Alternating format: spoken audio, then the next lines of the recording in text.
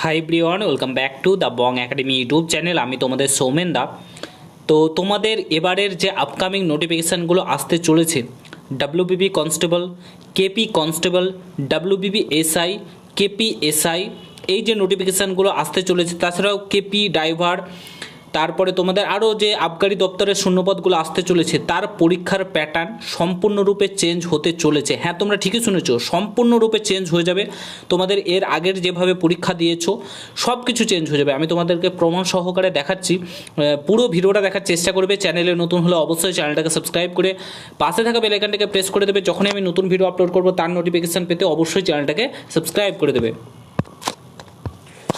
On screen তোমরা দেখতেই পাচ্ছ, যেমনটা তোমাদেরকে বলেছিলাম, রাজ্য সরকারের ভাবনা চিন্তায় যেটা চলছে, তোমাদের 100% শূন্যপদ নিয়োগের ভাবনা, অর্থাৎ তোমাদের যে নিয়োগ প্রক্রিয়া, যতগুলো শূন্যপদ ফাঁকা পড়ে রয়েছে সব কিছু পূরণ করার সিদ্ধান্ত নিয়েছে রাজ্যের নতুন মুখ্যমন্ত্রী শুভেন্দু অধিকারীজি, যেমনটা তোমরা দেখতে পাচ্ছ করবে। তারপরে এখানে দেখতে পাচ্ছ ইন্টারভিউ কিন্তু পাস নয়, যেটা ইন্টারভিউ তোমাদের অনেক নম্বর দেওয়া হতো সেটা কিন্তু কমিয়ে দেওয়া হয়েছে, দুর্নীতি যাতে না হয় তার জন্য।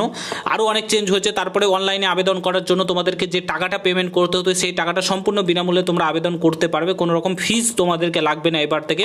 তো সম্পূর্ণ একদম নিয়োগ প্রক্রিয়া স্বচ্ছতার সহিত করার জন্য এই সিদ্ধান্ত নেওয়া হয়েছে।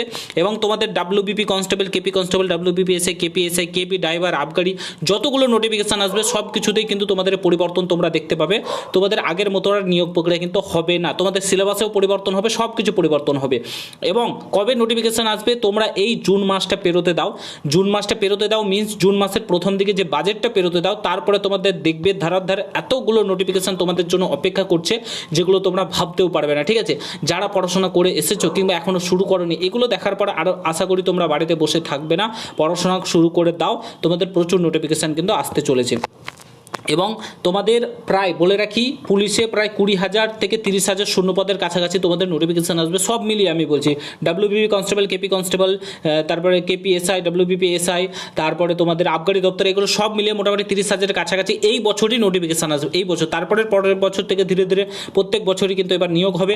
তোমাদের এক্সাম প্যাটার্ন হতে পারে এসএসসি জিডি কনস্টেবল যেমন এক্সাম প্যাটার্ন, সেই অনুযায়ী এক্সাম প্যাটার্ন কিন্তু তোমাদের এবার করাতে পারে। আবার ইংরেজিতে তোমাদের 25 নম্বর কিন্তু থাকতে পারে বলে জানা গিয়েছে।